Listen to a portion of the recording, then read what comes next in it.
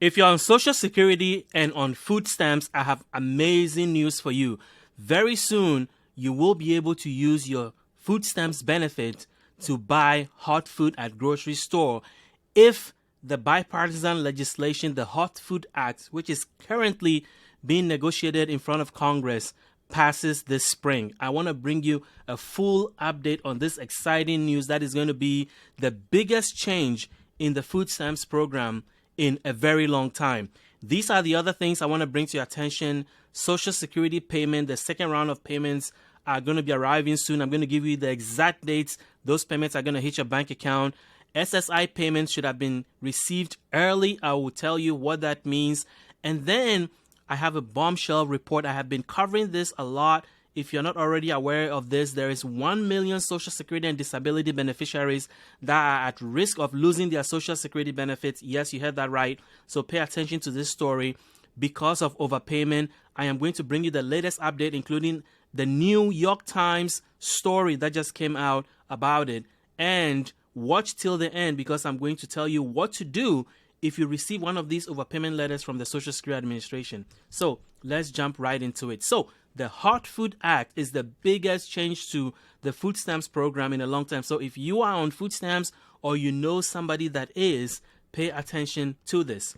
So this all started in July 2023 when Colorado Senator Michael Bennet introduced the Hot Food Act to help low-income, disabled, and elderly SNAP recipients purchase foods with their EBT cards. This change would allow SNAP recipients to use their benefits to purchase cold prepared food, heated foods, and hot meals at eligible stores. And eligible stores here means grocery stores. Why is this important? Well, it's a big deal because there are over 100 lawmakers from both parties in both chambers of Congress, meaning the Senate and the House, that are supporting this bill. And if this goes through, it's being negotiated as part of the 2023 Farm Bill, which is now going to be the 2024 Farm Bill, which is being negotiated right now.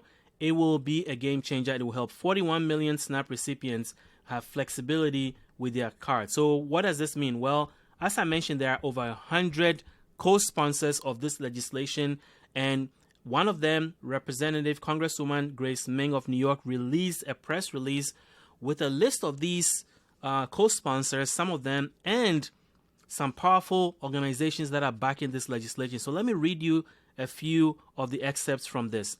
She says, families throughout America rely on SNAP benefits to make sure they have enough food for their children.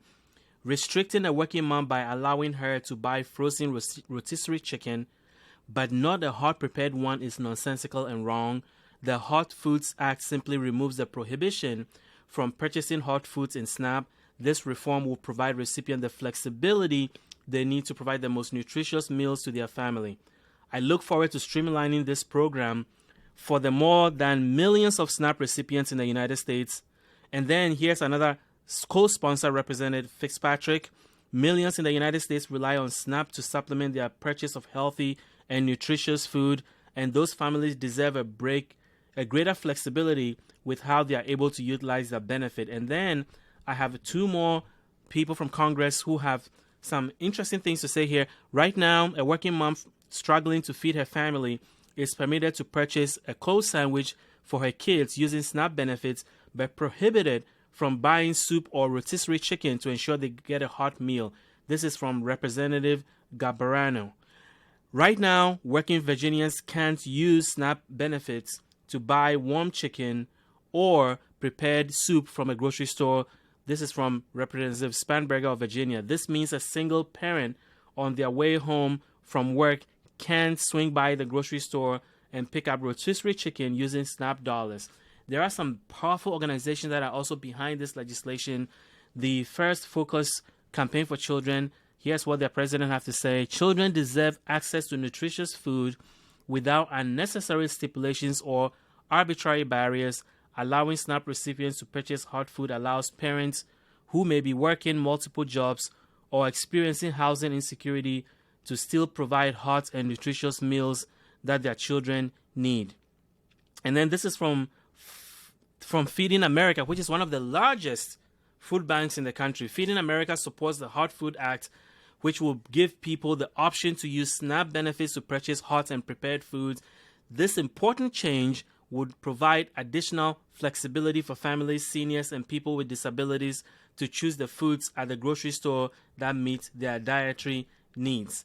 And then we have the CEO of City Harvest of New York, and this is what he has said. Regardless of income, all families should be allowed to use their grocery budgets to access the food they need and want in a desirable and usable form. With so many families struggling to find time to prepare meals and to navigate limited kitchen space, the Hot Food in SNAP Act will help more of our New York City neighbors put dinner on their table and will make food assistance more equitable. So these are some of the powerful voices that are sponsoring this legislation. And I've been saying, why is this a big deal? Because until recently, or even until now, you can only use food stamps to buy fruits and vegetables, meat, poultry and fish, dairy products, breads and cereals, snacks, and non-alcoholic beverages. You can buy snacks, but you can't buy hot food. It doesn't make sense, but that's what it is. So among the other things that you cannot use your SNAP to buy is hot prepared food. So if you're in a grocery store and you're passing by the rotisserie chicken, you cannot buy it. Or there's soup in the bowl that you can just get so that you can go and have dinner right now, you can't do that. So you have to buy canned soup. It doesn't make sense. But anyway, so this is going to be a game changer. Now, there is a program currently that a lot of you don't know about that is happening in a few states. It's called the Restaurant Meals Program. This is a program that has been around since the 1970s. It allows states to opt in to run a program called the Restaurant Meals Program.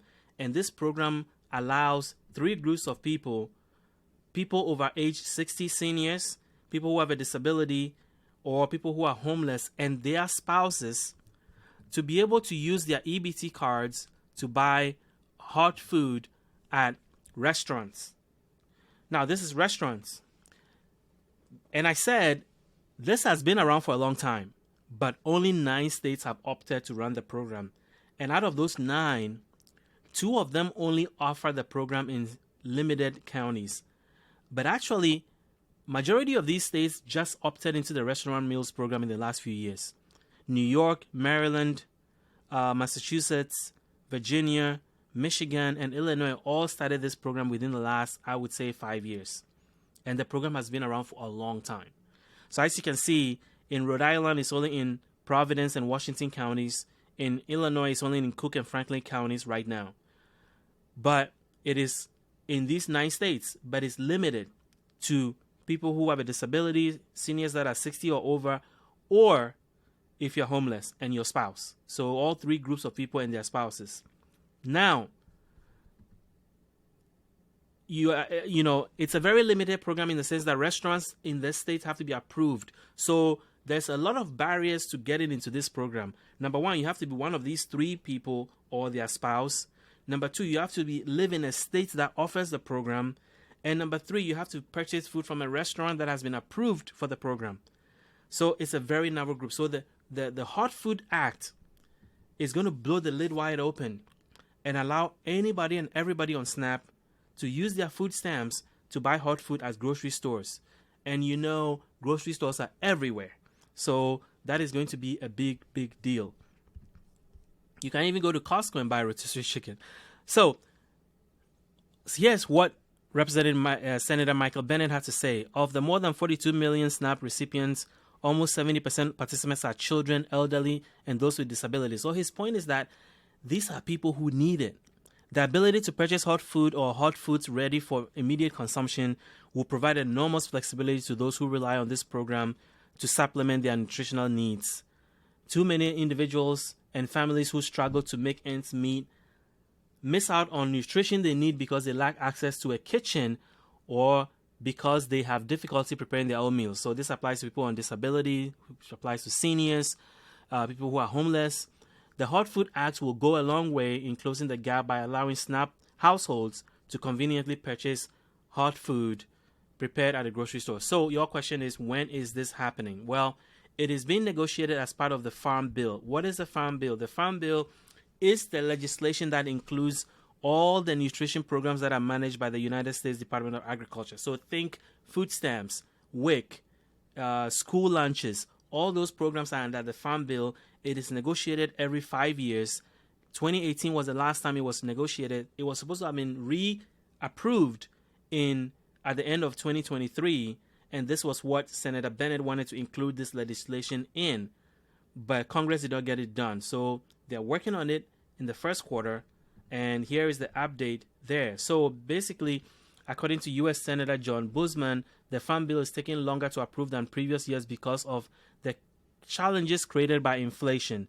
In an interview with Arkansas PBS earlier this year, Representative Crawford also said inflation is making it difficult to pass the bill. With the holiday coming up, which was last year, and election year next year, the only chance for the passing of a new Farm Bill will be the first quarter of 2024. So that is the update on that. I'll bring you an update to this story. It's an exciting thing for me to see because I think this is going to be a game changer for a lot of you. So I'm going to keep you updated in my weekly updates.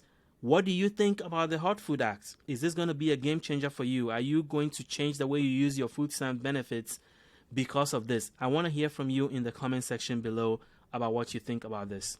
So, if you like what you've heard so far, I want you to hit the like button because then it will allow this video to be shown to more people. If you are not a subscriber, please consider subscribing. We appreciate your support in growing this channel. So let's get to the Social Security and Disability payment dates for 2024 in January. So here's what we're looking at. As you may know, Social Security and SSDI payments are made based on your specific birthday and a specific Wednesday.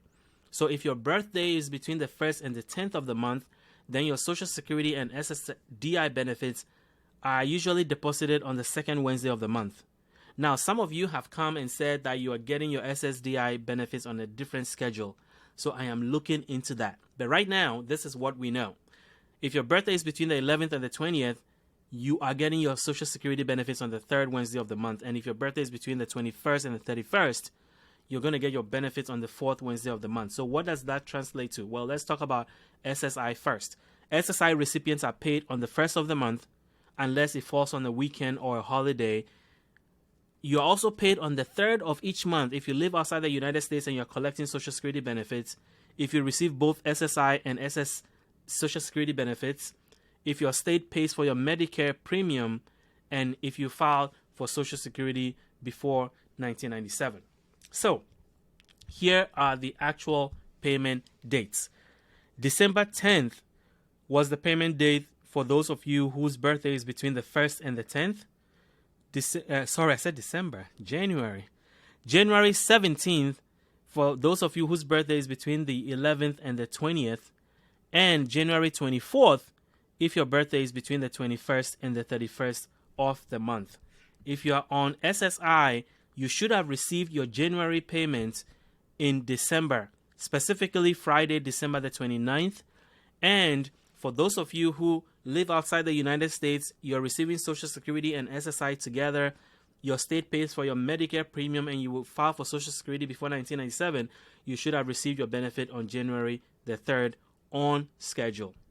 Now, if you do not get your benefit, if you do not receive your Social Security or disability benefit, it may be for a number of reasons. Either it is late because there's a problem with your bank, or you have an overpayment, which I'm about to talk about, because a lot of you are in that situation where Social Security is taking your benefits because you have overpayments that you owe, or your benefit may have been canceled for a violation of Social Security regulations. So the best thing to do if you do not get your benefit is to wait 3 business days. Why? Because if the problem is a technical problem, if a technology problem between your bank and Social Security, then that should be resolved within 3 days.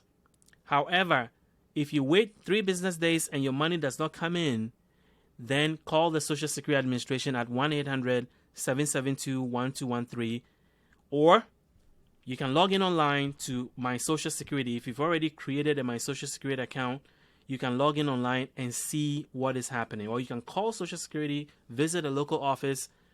The point is, you have 3 options to find out what is holding your Social Security payments back: online, phone call, visit to an office. So, having said that, let me talk about this big, massive problem that's happening with Social Security, which is overpayment. Over 1 million of you are going to get a letter this year, and it's coming. So I want to give you an update on what this is and update you on the CBS 60 Minutes and the New York Times stories that have come out. I'm going to explain to you why the Social Security Administration is able to do this, why they can go back and still collect money that you owe 10 years later. And more importantly, stay till the end of this section because I'm going to tell you what you can do if you get one of these letters. So let's jump right in. So 60 Minutes, Anderson Cooper of CNN did a story, and the title of it says that Social Security, our mistake is your responsibility. And if you read that and you are surprised, I am too. And what it means is what it means. It means that when the Social Security Administration makes a mistake in calculating your benefits, and you've been receiving benefits, more benefits than you deserve, it doesn't matter how long or whether it's their fault. It is your responsibility to have noticed that you were getting more money than you should have received and reported it so that you can get an adjustment. Otherwise, you will be sitting there and you'll get a surprise in the mail, and then the Social Security Administration is going to ask you to pay a gigantic amount of money back within 30 days. So why is this happening? Well, there are 71 million people that are receiving Social Security and disability benefits, and each year, as I mentioned, 1 million people and growing have been receiving these overpayment letters, sometimes amounting to thousands of dollars that they owe to the Social Security Administration. And these payments sometimes occur due to miscalculation by the Social Security Administration. This puts a lot of people in debt for mistakes that they may not have made. So 60 Minutes did a whole story on this and featured 3 stories. And I want to walk you quickly on that before I tell you what the New York Times did, and then tell you why the Social Security Administration can do this and what you can do about it. So we start with Stephen and Becky Sword. So Stephen and Becky Sword live in Chicago. They got a bill from the Social Security Administration that they owe $51,000, $887. Now, the background to this is that they're both in their 60s, and the husband, Stephen, fell ill. And over time, he got onto Social Security disability benefits. When you are on disability and you can work, you are allowed to work. So he started to work a little bit. And there are programs out there called Ticket to Work, Trial to Work program.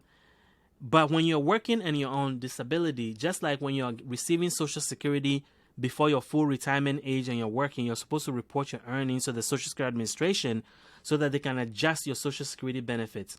It is the same thing with disability benefits. If you're on disability and you start to work, you have to report your earnings so that your payments, your disability payments the following month will be adjusted based on your earnings from the previous month. Well, they said they were doing that, but apparently nothing was happening. And then after a while, they got this letter. They had 30 days to pay it back. This caused them immense stress, and they thought they were going to lose their home because they filed for an appeal with the Social Security Administration to appeal the amount. They were denied. They filed for a waiver. And a waiver is when you tell the Social Security Administration that you cannot make this payment. You don't have the money, and if they take your Social Security benefits or your disability benefits or even a portion of it, it's going to cause you financial stress. That was also denied. So I have an update on what happened with them. But let's get to the second story, which for those of you who are on Social Security is going to be very, very bizarre. So this is the story of Jane and Glenn. So Jane, the wife, got on Social Security benefits just like everybody else. You've paid into Social Security, you want to retire, you contact the Social Security Administration, you file for your benefits, and then you start receiving the benefits. And you are trusting that the benefit amount that you're receiving is what you're entitled to. Well, apparently, sometimes it's not.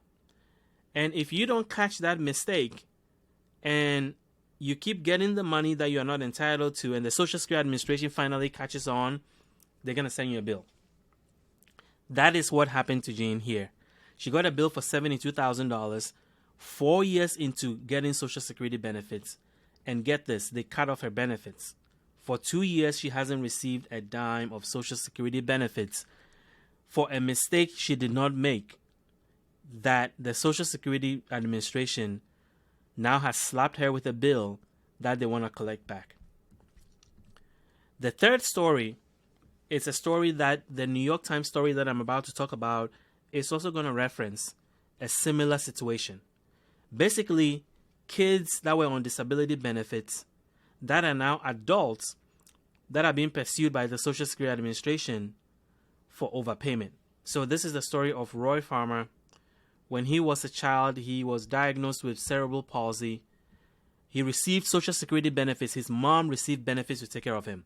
At age 11, they cut off the benefit because the Social Security Administration made a determination that he had gotten better. He's no longer disabled according to their definition of disability.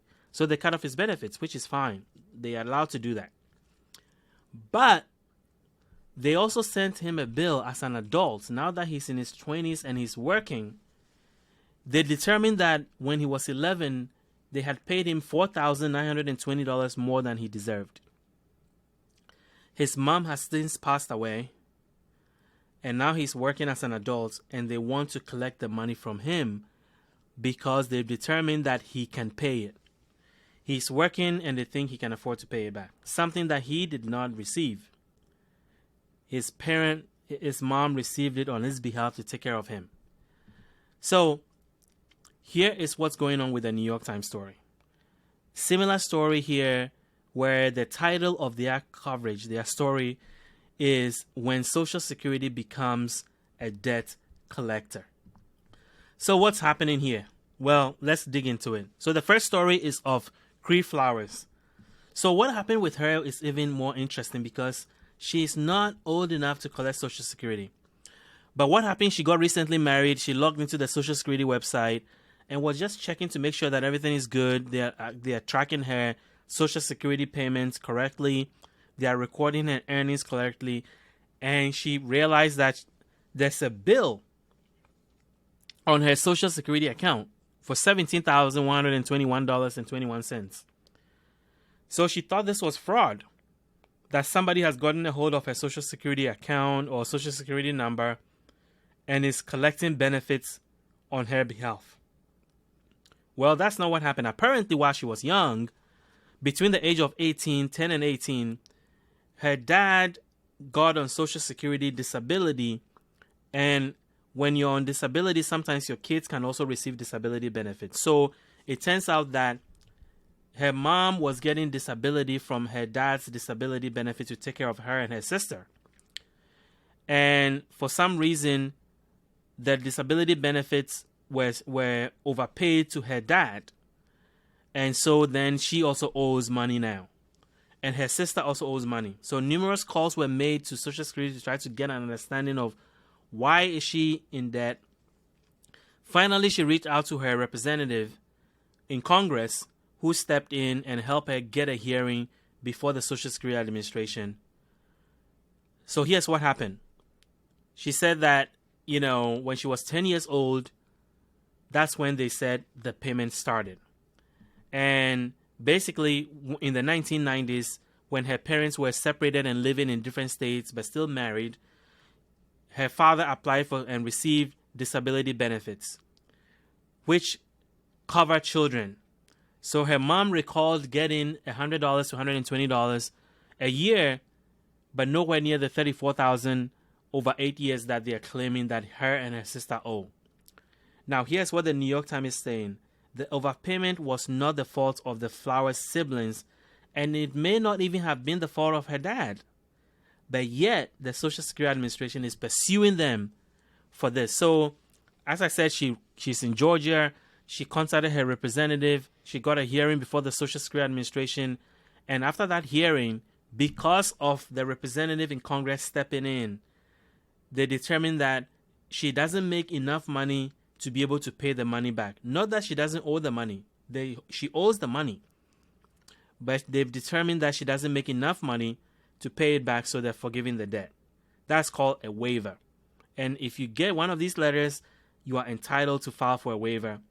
I'll walk you through that in a second of how that works. So she made a TikTok video of her experience and then found out there are hundreds of people with similar stories like hers. So, here's another story of Sarah Benavides. Started receiving $300 per month for her daughter for Social Security as her father, a former police officer, qualified for disability insurance. Similar experience.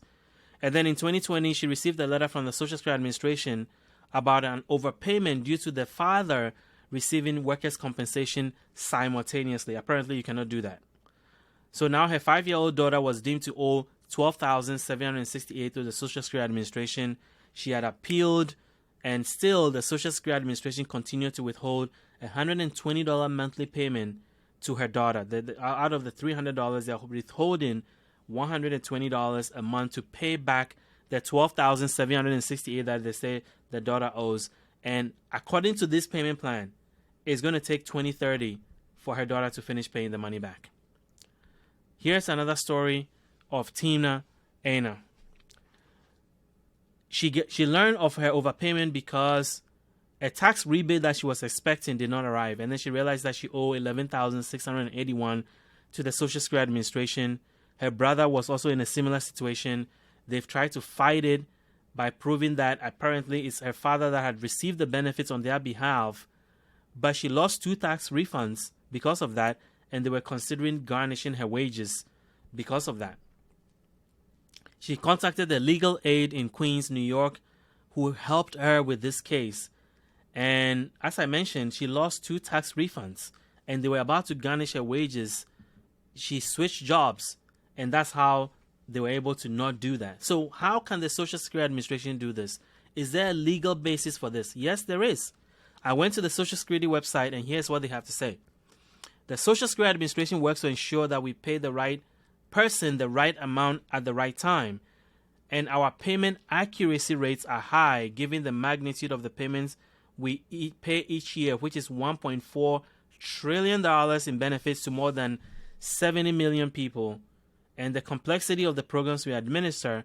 Overpayments can occur. Social Security is required by law to adjust benefits to recover debt when people receive payments they were not entitled to. This from their website. We take seriously our responsibility to our customers and to taxpayers to safeguard the integrity of our benefit programs and be good stewards of the trust funds. Overpayments can occur for many reasons, like when someone does not timely report work or other changes that can affect benefits, or when an individual chooses to continue to receive payments during an appeal when they are appealing the benefits. Each person's situation is unique, and we handle overpayments on a case-by-case basis. That is what the Social Security Administration is saying. But here's the thing. This whole process lacks accountability. And if you reach out to them, if a news organization reaches out like CBS, because of privacy, they don't want to talk about it on the, and so people who are already don't have advocates, people on disability, people on Social Security who don't have powerful voices advocating for them, then fall into this debt situation. And as I mentioned, appeals or waivers are rarely granted.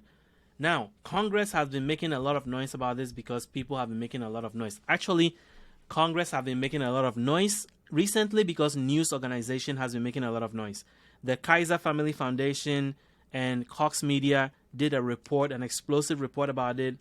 And then CBS 60 Minutes jumped on it and did a report also. And then New York Times just did a report recently.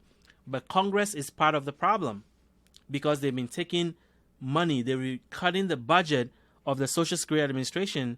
So more people are collecting Social Security benefits.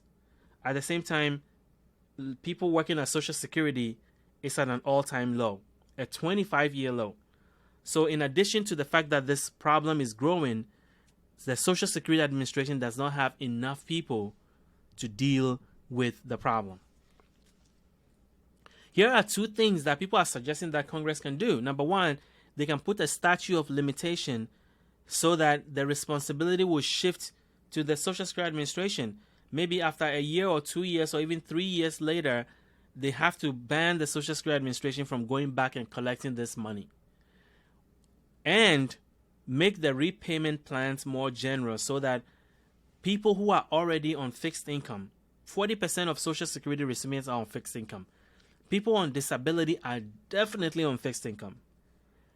Then that will help those people who find themselves in this overpayment situation to be able to have generous payment plans that do not crush their budgets.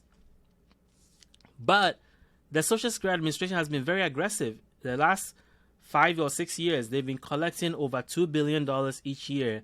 And in 2022, they collected $3.354 billion in overpayment. And yet, $23 billion is still left to collect. So, regarding the 3 people that were featured in the 60 Minutes story, because 60 Minutes got involved, even though they had applied for an appeal and it was denied, even though they applied for waivers and they were denied, because 60 Minutes was on their case, the Social Security Administration all of a sudden did a 180 and forgave all the debt for those 3 people, which I think is good for those 3 people. But then it raises a question of how about the million people that are about to receive a letter this year? Who is going to advocate for them? So I'll tell you what to do if you find yourself in this situation very soon. So what can you do when you get an overpayment letter? Well, you have 3 options. Option 1 is to pay it back. That is something that a lot of people will not be able to do. I don't know very many people who receive a bill for $72,000 and have 30 days to pay it back and have the money sitting around to pay it back. So your option number 2 is to appeal, to file an appeal within 60 days. I'm going to tell you why you should do that within 30 days. And then the third option is to request a waiver. So let's go to the details of this. You can pay the money back online. You can go to Social Security website, or you can go to pay.gov and pay it back. You can call Social Security at the number 1-855-807-8805 and set up a payment, or you can call the Social Security regular number at 1-800-772-1213. The next option, if you cannot pay it back, is to appeal, and you can do that online. You can start your appeal process by going to the Social Security website, find the non-medical appeal page, which is what I'm showing right now, and then file your appeal. You can do that all online. And then the next one is to request a waiver. So that is a form. You have to download a particular form, which is request for a waiver of overpayment recovery. There's a form that you have to fill out, and then you can mail it or fax to the Social Security Administration. So how does the appeal process work? Well, that is your first step. And this is the thing. It is important that if you're feeling a lot of pressure with Social Security overpayment, they've sent you a big bill that you are just not sure how you got into this situation, call them and find out how you got into this situation. Or visit a Social Security office, sit down with somebody, let them explain to you, how did this happen? When did you say, I started getting more money than I deserve? How long has this been going on? And under what rule are you finding me in debt? So you have to file your appeal within 60 days. That's what the letter from the Social Security Administration will tell you. But my advice to you is to file it in 30 days because of this. After 30 days, if they don't hear from you, if you don't pay all the money back, they're going to start their collection, which means that they can intercept your tax returns, they can garnish your wages if you're working, and they can take all of your Social Security or disability benefits or a portion of it to pay the money back. However, if they get your appeal within 30 days, they have to wait on any collection initiatives until they've made a decision on your appeal. As I said, make sure that you understand why you are in this situation, get all the details so that when you file your appeal, you have all the relevant information that you need. After you file your appeal, you just have to wait.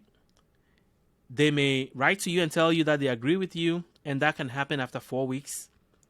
They may request additional information, or they may deny your appeal. And if they do so, then you have one final card to play, well, 2 more, which is filing for a waiver. And a waiver is essentially saying that, you are trying to tell them this is not your fault and that you cannot pay this money.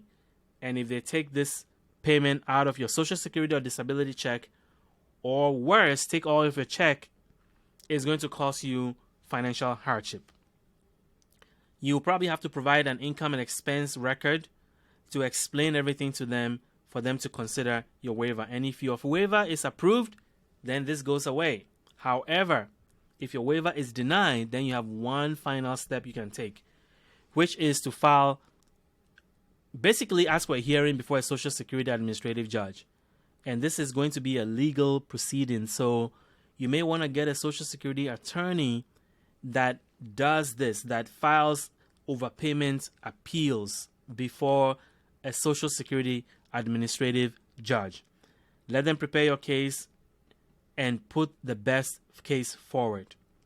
You don't want to do this on your own because this is a legal proceeding. You want to speak the language of the court to make sure that they understand your case, why you don't think you owe this money, or why you think the Social Security Administration made a mistake. So, if you like this video, I want to urge you to hit the like button so that more people will see this. You can share it in your feed so that more of your people in your circle will also see it. If you are new to this channel, please subscribe. We really appreciate the support from you. And until I see you in the next video, thank you for watching.